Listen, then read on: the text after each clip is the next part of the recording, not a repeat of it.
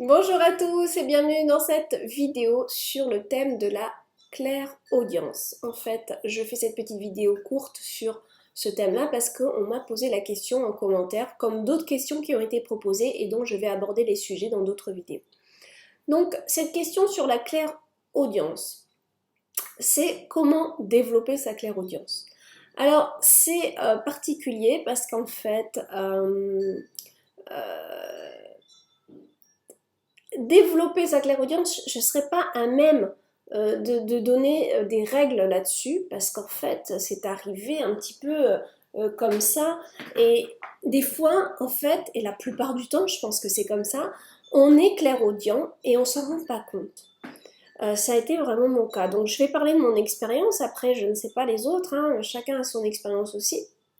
Mais de ce qui est, pour moi en tout cas, comment j'ai pu développer la clairaudience, c'est après est-ce que c'est aussi c'était le bon moment pour moi parce que est-ce qu'on peut vraiment développer si c'est pas aussi sur notre chemin, si c'est pas le but dans cette vie-là pour nous, je sais pas si on peut vraiment développer, hein, parce que euh, moi je pense pas qu'il y ait de cours pour ça. Je pense que c'est vraiment quelque chose en soi qui se développe quand on est prêt ou que ça fait partie de notre parcours. Voilà. Donc, je veux dire notre parcours en tant que médium, ou voilà. Donc en fait, ce qui se passe, c'est qu'on peut être amené à entendre deux sortes de clairaudience. Il y a la clairaudience où on entend vraiment une autre voix, et la clairaudience qui en fait se sert de notre voix. Encore une fois, j'ai peut-être pas toutes les expériences derrière moi, peut-être que d'autres médiums vous diront d'autres choses aussi, hein. Je ne sais pas et je suis pas complètement fermée aux autres méthodes ou quoi. Voilà, donc je vous invite vraiment à aller vous documenter ailleurs aussi, hein. Mais je parle vraiment de ma propre expérience. Alors, ce qui se passe, c'est que la clairaudience, où c'est une autre voix, on peut pas la développer. Enfin, je vois pas comment on peut la développer, à part oui, en faisant des méditations, etc., en se centrant, en calmant le mental, bien sûr. Mais, euh, mais je pense que c'est l'univers qui choisit pour nous. C'est pas nous qui allons développer quelque chose parce qu'on décide de le développer. C'est comme, excusez-moi, j'ai envie de prendre un verre d'eau. C'est comme le monde des faits. Moi, je suis désolée, mais l'expérience que j'ai, on ne peut pas décider de les voir. C'est eux qui vont se montrer à nous. Mais décider de les voir, nous, non. Moi, de toutes les expériences que j'ai eues, ce sont eux qui ont décidé de se montrer. À aucun moment, je me suis dit, tiens, à aucun moment, on peut décider de les voir. C'est eux qui décident de se montrer, hein. Je... Après, ceux qui vous diront, en plus j'ai de l'expérience par contre là-dessus, ceux qui vous diront je vais me mettre en méditation et je vais les voir, oui, en méditation, mais c'est pas vraiment des visions claires et nettes comme on se voit nous entre adultes, hein. Voilà, c'est quand même pas la même chose. Euh, Moi, ce que j'ai vu de mes expériences, j'ai vu vraiment, donc c'est bon, ça fera l'objet d'une autre vidéo, parce que là on est sur la clairvoyance. Mais la clairaudience, c'est pour moi, je pense, pareil. C'est-à-dire qu'en fait, ça m'est arrivé d'entendre des voix.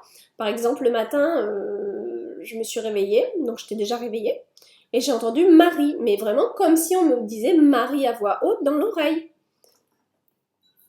Donc j'ai jamais su vraiment qui c'était, pourquoi. Ça s'est arrêté là. Il y a eu des... Et c'est souvent le matin aussi. Je me suis réveillée un autre matin et j'ai entendu comme un son de carillon, mais angélique. Un carillon qui n'existe pas forcément ici, en fait, sur Terre. C'était vraiment... ou de la harpe. C'était peut-être plus de la harpe. Ça faisait gling, gling, gling. Enfin, je sais... C'était vraiment... Ding, ding, ding, ding, ding. Enfin, c'était quelque chose de très céleste. Et ça a été vraiment comme si on m'avait allumé la musique à côté de moi, donc, mais doux, hein. Donc j'ai vraiment entendu ce bruit-là. Et en plus, c'était, en même temps que j'ai entendu ce bruit-là, j'ai eu un chiffre C'était 7h quelque chose, exactement, je me rappelle plus, mais il y avait vraiment l'heure. Et quand j'ai pris le réveil, enfin mon téléphone pour regarder l'heure, c'était exactement l'heure qu'on m'avait donnée au moment où j'ai entendu cette musique. Donc il y avait un truc comme il est temps de te lever. En plus, je crois qu'il fallait que je me lève, sinon j'allais être en retard à un truc, à quelque chose. Donc c'était vraiment une vraie guidance ce jour-là, c'était extraordinaire. Ils m'ont réveillée quoi. C'était magique hein, avec cette belle petite musique, voilà. Après avoir entendu d'autres vraiment voilà d'autres sons comme ça de clairaudience, j'ai vraiment ces deux choses là en mémoire euh, qui sont vraiment de la clairaudience parce que ça c'est vraiment l'oreille en fait, on sent que c'est l'oreille. Pardon, je sors d'une sinusite mais pas tout à fait finie. Et en fait donc ouais après, quand on entend des coups frappés ou des bruits insolites, ça c'est l'environnement et ça peut être des esprits qui viennent vous voir, qui viennent se manifester, mais ça, c'est pas de la clairaudience pour moi, c'est des sons qu'ils arrivent à manifester et que n'importe qui peut entendre. D'accord? Par contre, que vous entendez et que les autres n'entendent pas, voilà, c'est ça. C'est vraiment ces deux choses-là qui me sont arrivées. C'est de mémoire, c'est tout. Parce que c'est pas vraiment comme ça que je fonctionne en clairaudience. Je fonctionne avec une voix qui est à l'intérieur de moi, qui se sert de mes pensées. Et c'est là que ça a été très dur pour moi dans ce parcours-là de clairaudient. Parce qu'en fait, il m'a fallu quand même quelques années pour comprendre que c'est pas moi. Parce que ça se servait de ma pensée. Et c'est là que je dis que je pense qu'on est très nombreux à être clairaudient sans qu'on le sache. Alors la méthode pour savoir si c'est nous ou pas nous, parce que ça va être la première question que vous allez vous poser, c'est en fait, est-ce qu'on va se rappeler de ce qui vient d'être dit? Même si on pense que c'est nous. Et là, si vous pensez, voilà, posez-vous cette question. Est-ce que je vais me rappeler? Est-ce que je suis capable de repenser ou de redire la même chose qui vient d'être dit, ou faut-il que je le marque? Sinon, c'est impossible, je ne pourrai jamais me rappeler de ce qui vient d'être dit. Si vous répondez à la deuxième réponse, où c'est il faut que je marque, parce que là ce qui vient d'être dit dans ma tête, là, je vais l'oublier, il y a de fortes chances que ce soit un message que vous recevez. Et c'est comme ça que j'ai découvert. C'est en fait, donc je pense que je vivais, je grandissais parce que j'étais spirituelle depuis toute petite, j'avais des connexions depuis toute petite et ça aussi ça va faire l'objet d'une autre vidéo. Mais c'est sur ce thème de la clairaudience, je pense qu'en fait, je recevais déjà des messages, mais je pensais que c'était mes pensées qui se parlaient entre elles, en fait, que moi j'avais deux petites personnes qui se parlaient entre elles. Et je pense qu'encore une fois, on est nombreux comme ça dans ce cas-là. On doit être nombreux dans ce cas de figure. Et en fait, c'était un jour, là où j'ai compris, j'ai dit, mon Dieu, mais c'est ça en fait la clairaudience, parce que du coup, après ces expériences-là, je me suis documentée, j'ai lu des livres et j'ai vu que je n'étais pas toute seule. J'ai vu qu'il y avait d'autres personnes et en fait qu'il y avait beaucoup d'autres personnes qui témoignaient justement de cette clairaudience qui se sert de la pensée. Parce que j'étais novice, que je lisais pas les livres encore à ce moment-là, que tout m'arrivait un peu comme ça, comme un puits. Et puis il m'a fallu des livres pour comprendre que je n'étais pas toute seule, pour comprendre ce qui m'arrivait, etc. Les formations aussi peuvent être aidantes, dans le sens où, entre vous, vous allez parler, entre personnes connectées, parce que quand vous faites des formations au niveau spirituel, vous vous retrouvez avec d'autres personnes qui sont souvent comme vous, en questionnement, en cheminement, et qui ont quelques expériences et qui n'osent pas forcément en parler autour d'eux, mais par contre, en séminaire ou en stage, vont en parler parce qu'ils sont avec d'autres personnes qui, eux aussi, ont besoin de parler de ça. Donc là, c'est bien parce que vous pouvez échanger. Et c'est en échangeant que vous allez dire « Ah, mais toi aussi, ça te fait ça. Ah, donc ça veut dire ça. » Et voilà. Donc c'est vrai que les formations, pour ça, parce qu'on va se rencontrer entre nous, ça va nous aider aussi dans notre cheminement et de comprendre que, tiens, là, c'est de la clairaudience. Là, c'est de la clairvoyance. Là, c'est de la clairsentience. Voilà. La formation en elle-même, si vous allez dans une formation de médium, je sais pas, ça j'en ai jamais fait des formations de médium, mais donc je sais pas quelles sont les techniques qu'ils utilisent, mais c'est possible que ça soit de la méditation pour faire le vide dans ses pensées. Je pense que ça serait comme ça, en tout cas si je devais en faire une pour vous éclairer là-dessus, ça serait vraiment faire des pratiques de méditation régulières pour alors essayez de vous centrer et de voir ce qui vient à vous. Mais encore une fois, c'est compliqué parce que quand on fait de la méditation, il y a beaucoup de pensées qui viennent, les pensées, les pensées, les pensées. Et souvent, avant d'ouvrir la clairaudience, alors c'est pas tout le monde, hein, il y en a qui ouvrent leur clairaudience bien plus tôt et ça, c'est un don très particulier. Mais la plupart on a besoin quand même de cheminer. Personnellement, je ne peux pas aujourd'hui me mettre en méditation et dire recevez-moi, donnez-moi un message. Voilà. Ça dépend. Ben, je dis ça, mais pour moi, c'est-à-dire que je vais me mettre en méditation, il se peut que encore j'ai plein de pensées qui viennent parce que je dois travailler ces pensées qui me viennent. Ce sont des mémoires. Ces pensées, elles sont reliées à des mémoires que je dois travailler. Donc l'univers va d'abord, mes pensées vont d'abord venir et ce sont mes mémoires qui vont être à nettoyer et à travailler avant d'être beaucoup plus clean pour recevoir d'autres choses. C'est souvent comme ça le processus. Après, c'est vrai que j'ai un parcours de médium et là, je suis spécialisée en lecture d'aura. Donc, c'est vrai quand même que si je me mets en connexion avec une personne qui m'a fait la demande, parce que je ne le fais jamais sans la demande de la personne, qui m'a fait la demande de se connecter, de recevoir un message canalisé, là, alors, je vais demander, ou souvent j'attends qu'on vienne me voir, c'est-à-dire je sens une énergie qui va monter et qui va vouloir me parler. Alors, vous allez sentir que c'est comme s'il y a quelque chose que vous avez besoin de faire aujourd'hui, vous avez votre planning, votre travail, et puis il y a quelque chose qui vous empêche parce qu'il y a quelque chose, c'est comme une pensée qui est beaucoup plus forte que vous, qui a besoin de sortir. Et en fait, c'est là que ça peut être une clairaudience, ou c'est quelqu'un qui est en train de vous envoyer un message, mais ça passe par votre pensée. C'est complexe. Et donc là, à ce moment-là, vous prenez un papier et un crayon. Moi, ça m'est arrivé en consultation, où je programme une consultation pour dans quelques jours. Et en fait, ça m'est arrivé, avant que la personne vienne, et je sens que, tiens, c'est maintenant, je dois prendre le papier, je dois écrire. La personne qui m'a fait la demande, je l'ai en image, donc je sais que c'est en rapport avec cette personne, et que c'est son guide qui vient pour cette personne. Donc là, je marque, voilà, ça c'est arrivé. Ou alors, quand je suis en séance, et que je décide que la séance soit à telle heure, là, je me mets en prière, etc. Et je reçois. Des fois, ça peut être un petit peu long, ça peut mettre 5 minutes à venir, des fois, c'est tout de suite. Voilà. Et là, je reçois des messages, mais encore une fois, c'est par ma pensée. C'est par ma pensée. Donc,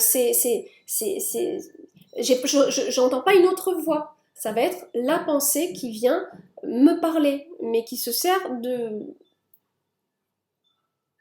Et c'est compliqué en plus à expliquer, parce que je peux, à travers ma pensée, parce que j'allais dire ma pensée, c'est la même voix que moi, mais pas forcément, parce que des fois, je peux entendre par la pensée un son différent, une intonation de voix féminine, masculine, une intonation, plus de caractère, moins de caractère, une voix douce, timide, voilà. Je peux percevoir le caractère de la personne à travers sa voix, mais sa voix passe par ma pensée. C'est ça que je veux dire. C'est que c'est pas une voix autre, c'est pas une voix de quelqu'un que j'entends. Ça va être dans ma pensée, mais dans ma pensée se divulgue une énergie qui me montre que... C'est pour ça. Alors, vous aider dans ce parcours de clairaudience, c'est pas facile parce que je pense que c'est vraiment propre à chacun et on doit être prêt pour ça. Alors, ce qui s'est passé, pour en revenir à mon parcours, parce que c'est le seul exemple que je peux vous donner par rapport à ça.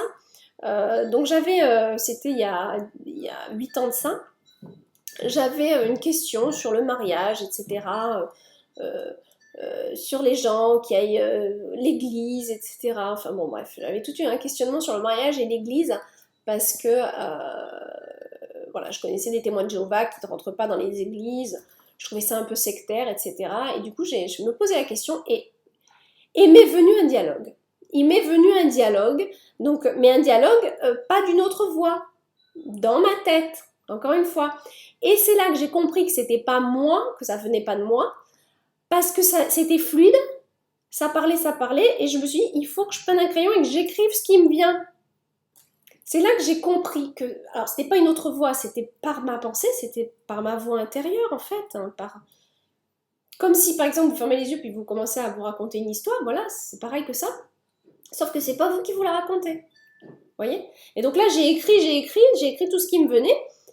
Et après, j'ai lu le papier, et heureusement, parce que je pense pas que j'aurais été capable, j'aurais retenu l'idée principale de ce qu'on m'a dit. Mais vraiment, la manière dont ça a été dit, c'était bien fait, Ça, j'aurais pas pu. Donc je l'ai marqué. Et c'est là que, et c'est ce jour-là, donc c'était il y a 7 ou 8 ans, 7 ou 8 ans. Je pense que c'est après le décès de mon papa, parce que c'est surtout après le décès de mon papa qui est survenu. D'ailleurs, je ferai une vidéo sur ça, parce que ça a été un décès très important dans ma vie, dans la manière dont ça a été fait et que je l'ai accompagné, et je pense que ça, c'est quelque chose que je voudrais partager aussi avec vous. Donc, après son décès, il s'est passé beaucoup de choses pour moi. Même si j'étais déjà un petit peu médium, c'est pas quelque chose que je développais plus que ça. Hein, j'avais déjà des cartes, hein, j'aimais déjà beaucoup ça. Mais là, il y a des portes qui se sont ouvertes pour moi. Donc c'est là, après ça, qu'il y a eu beaucoup de choses qui se sont arrivées pour moi. Euh, et ouais, donc j'avais reçu ce papier, et je l'ai marqué, et il est toujours, il est dans un de mes livres. D'ailleurs, il est dans le livre des esprits, ce papier. Il est dans le livre des esprits que j'ai mis parce qu'à ce moment-là, je lisais le livre des esprits parce que justement, j'avais besoin de comprendre beaucoup de choses. Ensuite, ce qui s'est passé, c'est les contes de Mélis, hein, tous ces livres-là que vous voyez là. Donc là, ça a été aussi ma deuxième expérience. J'étais en train de travailler à mon ordinateur, j'avais déjà ma boîte d'édition puisque je travaillais je travaillais pour moi, mais j'avais créé mon magazine immobilier, donc j'étais en plein bouclage de ce magazine. Quand est venue me parler, une pensée m'est venue, on va dire, il faut que j'écrive des livres pour enfants, il faut que tu écrives des livres pour enfants. Hein, c'est pas il faut que j'écrive, il faut que tu écrives des livres pour enfants. Et je me disais, pourquoi j'ai cette pensée, je suis pas du tout là-dessus, alors je continue à écrire, et ça revenait. Il faut que tu écrives des livres pour enfants, il faut que tu écrives, regarde des images. Puis je me dis, mais qu'est-ce qui se passe dans ma tête? Alors j'avais une partie de moi qui était concentrée à mon travail et une autre partie qui venait me pousser à faire autre chose. Et là, je me suis dit, mais encore une fois, c'est pas une autre voix que j'entendais. Et là, je me suis dit, qu'est-ce qui se passe? Bon. Et c'était comme... c'est pour ça que je pense qu'il y a vraiment beaucoup de personnes qui sont dans des asiles ou dans des hôpitaux psychiatriques, hein, qu'on nomme d'ailleurs en pathologie les schizophrènes. Alors peut-être qu'il y a les schizophrènes... comme la science le dit, mais je pense qu'il y en a qui sont en fait des grandes ouvertures de l'inconscient et qui reçoivent des messages. Hein. Moi je pense, hein, honnêtement, parce qu'il faut être très stable après quand on reçoit ça pour faire la part des choses dans notre vie et pas tomber... si on est faible, je pense qu'on tombe dans la folie. Donc voilà, c'est pour ça que je dis que ça n'arrive pas non plus, il faut pas forcer si c'est pas le moment, voilà. Faut quand même être centré et avoir les pieds sur terre aussi, hein. Voilà. Pas fumer de la cannabis derrière le soir ou des choses comme ça, quoi. Je pense qu'il faut être quand même clean, avoir une bonne hygiène de vie et puis savoir où on va dans la vie quand on reçoit aussi ces messages-là. Et c'était mon cas, hein. J'étais très stable, très quand même dans la matière, dans mes responsabilités d'éditrice et de commerciale et de créatrice parce que je faisais un peu je faisais tout dans ce magazine. Donc j'avais vraiment un travail de terrain, etc. Et donc j'ai parlé à ma voix en disant attendez, laissez-moi un petit peu. Je me suis parlé à moi-même en fait, en disant à cette deuxième pensée qui venait, en lui disant laisse-moi tranquille. Parce que là, je commençais à comprendre. En plus, je commence à comprendre, c'est pas possible, c'est pas moi qui est en train, c'est pas moi ça. Il y a quelqu'un d'autre qui se sert de moi là. Donc laissez-moi tranquille, laissez-moi finir mon bouclage. Je suis à vous à la fin de la journée. Et je l'ai fait, j'ai fini mon truc, ça s'est calmé, la voix s'est calmée, j'ai pu travailler, me recentrer sur ce que je faisais. Et ensuite, là, j'ai commencé à me réouvrir à ce qui a été dit. Donc, j'ai regardé sur Photolia. Et en fait, c'est quand j'ai vu cette photo, qui a été la couverture du premier livre de Mélisse, où j'ai compris. Et là, la connexion s'est mise directe. J'ai vu cette photo, j'ai compris, couverture, livre, enfin c'était comme ça, tac, tac, tac, tac, tac, j'ai pas cherché, donc j'ai même pas choisi, je veux dire, tout m'a été donné, ça c'est la couverture de ton livre Marie, et puis moi je m'appelle Mélisse, et puis ci, et puis ça, et franchement c'était presque frustrant, parce qu'en fait je n'ai même pas pu choisir le prénom de mon personnage, vous voyez, j'ai pas eu à choisir, c'est pas moi qui ai choisi, c'est son prénom. Et puis bon, ça va faire l'objet d'une autre vidéo, Mélisse, parce que c'est vraiment important que je raconte aussi mes connexions. Pareil, hein, si vous avez besoin d'entendre, si vous voulez en savoir plus sur Mélisse, posez-moi des questions, hein. Moi c'est ma passion, ça me fera plaisir de vous faire une vidéo là-dessus. Si vous avez besoin de savoir comment tout a commencé avec Mélisse, dites-le moi. Ça m'encouragera à la faire, la vidéo. Voilà, ça peut être un petit peu long, mais voilà. Donc, c'est quand même important de savoir que... Et puis, donc, c'est comme ça que ça a été dicté. L'histoire de Mélisse m'a été complètement dictée. Mais en se servant de ma pensée, encore une fois. Donc, la clé que je vous donne pour vraiment savoir où en est votre clairaudience, c'est quand il vous arrive un message, parce que l'autre voix, des autres sons vraiment clairaudients, c'est d'autres sons, d'autres voix qu'on entend, ça reste rare, je pense. Par contre, la clairaudience, où ça se sert un petit peu de notre monde intérieur, je pense que il y en a beaucoup.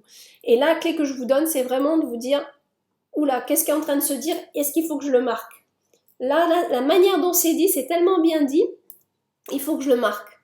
Voilà. Si là, vous faites cette réflexion, commencez à prendre note de ça. Et prenez un papier et écrivez. Écrivez ce qui vous vient. Écrivez ce qui vous vient. Et là, vous allez voir. Alors après, il y a une autre méthode aussi, voilà, c'est de se dire, bon ben voilà, on se met en méditation, on fait un peu le vide, alors on laisse passer les pensées de la journée qui viennent, nanana, et on peut faire des grandes respirations, expirations, lentes. Hein, c'est ce que je décris dans la méditation, toutes les méditations de Mélisse, et toutes les méditations, on commence comme ça, avec des grandes inspirations, sur 4 temps minimum, si sur 8 ans c'est encore mieux, expiration pareil, 4 ou 8 ans. Vraiment, vous faites ça, ce cheminement pendant quelques... Plus vous en faites, mieux ce sera. Donc au moins 3, mais si vous en faites 10, c'est super. Voilà. Et vous faites le vide comme ça. Et vous vous concentrez sur un point. Entre vos deux yeux, par exemple. Voilà. Vous faites vos inspirations, expirations, donc à un rythme très lent, en gonflant le ventre. Cage thoracique, ensuite cage thoracique, on dégonfle et on dégonfle le ventre. Hein, voilà. Toujours dans le même rythme, comme une vague en fait. Et plus vous allez faire ce mouvement lent, inspiration, expiration, en vous centrant, en restant assise, en vous détendant, bien sûr, il faut détendre tout le corps, hein. C'est pas d'être tendu, d'avoir des crispations partout dans la tête, hein. C'est vraiment, vous pouvez même vous allonger, on risque de s'endormir, mais vous pouvez vous mettre sur un fauteuil et vraiment vous détendre les bras, les mains, vous détendez, hein, tout ça. Vous pouvez aussi imaginer un fil ici, un fil d'argent ou d'or, hein, ça dépend des gens, la couleur qui vous vient, et qui vous tient, voilà, à l'univers, hein, qui reste centré. Vous pouvez imaginer cette ligne directive qui centre votre corps, qui aussi se plante dans la terre pour votre ancrage. Donc une ligne directrice, on dit, voilà, qui vous centre avec un rayon souvent de couleur rouge, hein, pour la terre, ou foncé en tout cas, qui va vous centrer à la terre. Donc vraiment, hop, je vais me mettre comme ça. Moi, ce que j'aime bien, c'est ce signe-là. Voilà. D'accord? Ou, hop, voilà. D'accord? Où là, on visualise ici l'énergie divine, l'énergie céleste qui nous traverse par notre chakra coronal, par notre point ici, par notre glande qui va traverser notre glande pinéale. Et qui se connecte à l'énergie de la Terre qui, hop, hein, qui nous aide à être centrés. Donc pareil, une colonne de lumière qui vient de la Terre qui nous aide à être centrés. Et tout ça, d'accord, qui se relie et qui fait toute une colonne de lumière. Et là, quand on est en méditation comme ça et qu'on est toute détendue, qu'on fait nos inspirations, expirations lentes et qu'on visualise ça, déjà, on est bien, on est relaxé. Et souvent, les pensées se calment, le mental se calme. Vous visualisez aussi un point ici entre les deux yeux. Tout le long de votre inspiration, expiration, vous visualisez un petit point. Souvent, ce petit point peut devenir un tunnel. Et là, vous pouvez demander, une fois que vous êtes relaxé, une fois que vous avez vraiment fait un bon nombre d'inspiration, expiration, là, vous pouvez demander. Vous pouvez demander toujours d'en fixer. Je peux vous garantir que si vous faites un nombre, faites-en 10. Inspiration, expiration. Avec cette centration sur le point ici, entre les deux yeux. D'accord? Le point, hein, le troisième œil. Faites ça. Détendez-vous de plus en plus. Vous détendez vos doigts de pied, vous détendez vos mains, vous détendez vos doigts, votre nuque, votre dos, tout, tout, tout, tout, tout, tout, tout, tout. Et là, vous allez, déjà, ce point peut devenir tout à fait un centre lumineux. Et ça peut devenir quelque chose de plus en plus puissant pour vous. Ça dépend des personnes, encore une fois. Une fois dans cet état vraiment relaxé, méditatif, vraiment vous êtes super bien, vous êtes détendu, laissez passer vos pensées, elles vont se calmer. Et là, vous pouvez demander. Vous pouvez demander, est-ce que vous avez un message pour moi en clair-audience, s'il vous plaît? Quel est le meilleur message pour moi aujourd'hui? Quel est le meilleur message pour moi pour cette semaine? Quel est le meilleur message pour moi pour ce mois? Quel est le meilleur message pour moi dans la situation que je vis actuellement? D'accord? Et là, soit vous gardez les yeux fermés, soit vous les ouvrez. C'est vraiment votre guidance, hein, votre propre guidance qui est importante. Et là, il se peut fortement que vous allez commencer à entendre un message. Et au début, vous allez être perturbé parce que vous allez vous dire, mais ça c'est ma voix, c'est moi, c'est ma pensée, c'est moi qui est en train d'imaginer ce que je pourrais répondre. C'est comme ça que ça commence.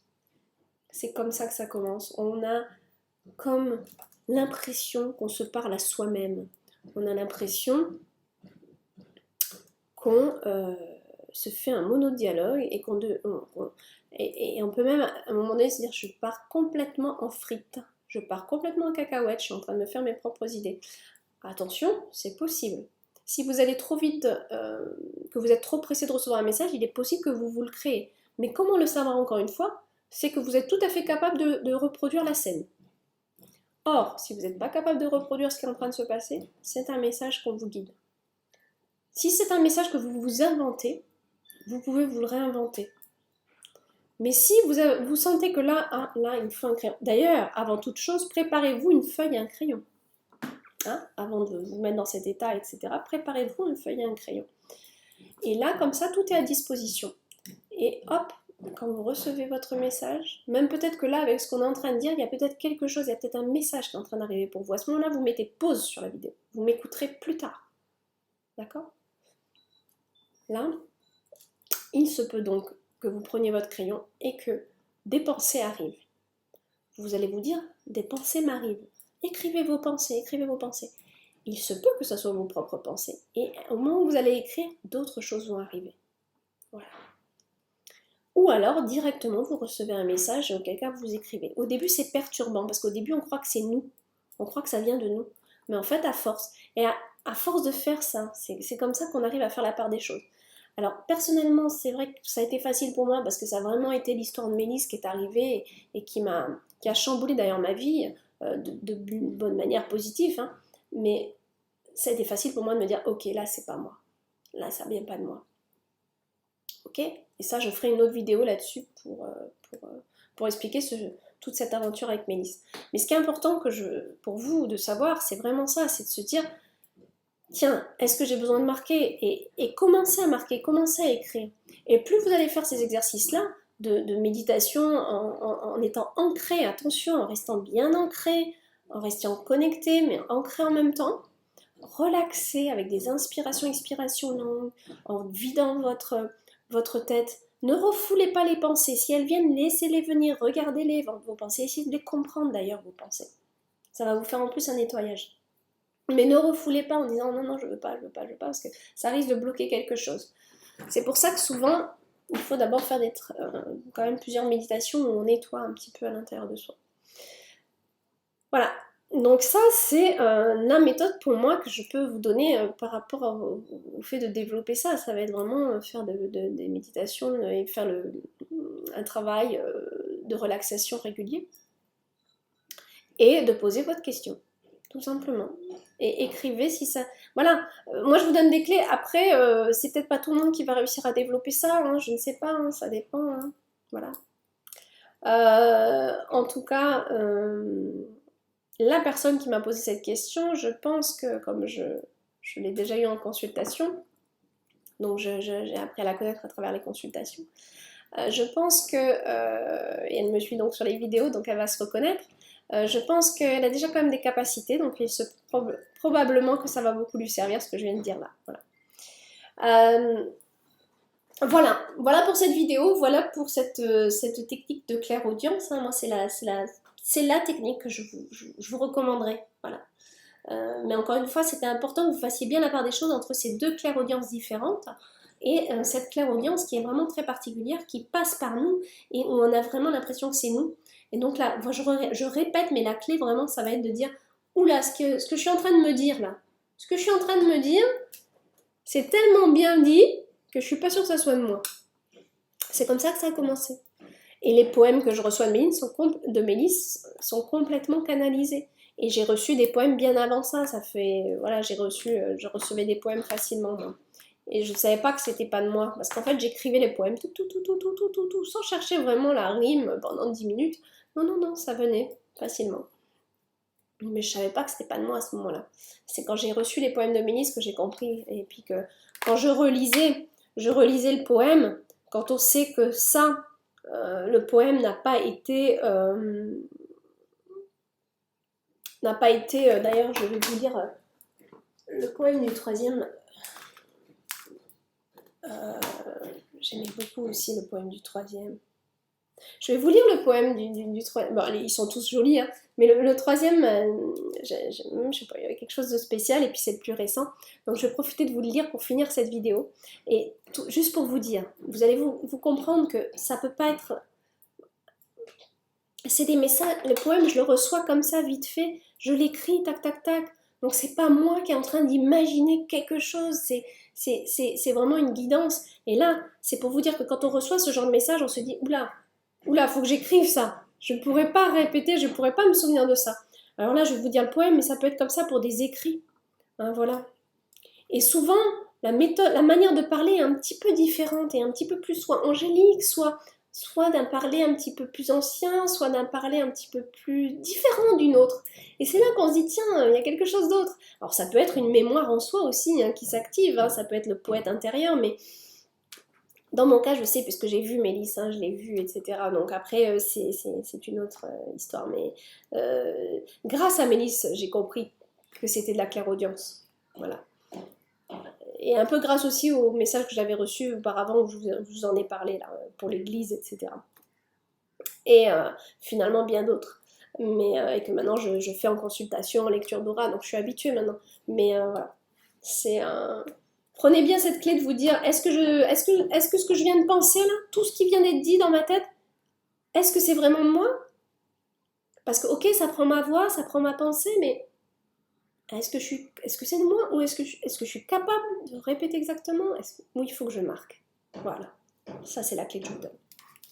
Pour finir cette vidéo, on va lire le poème du tome 3 de Mélisse et le puits magique. Donc un poème qui a été complètement reçu en canalisation par clairaudience. D'accord? Clairaudience intérieure. À l'intérieur de moi, pas une autre voix. Au-delà des soupirs, il y a toujours pire.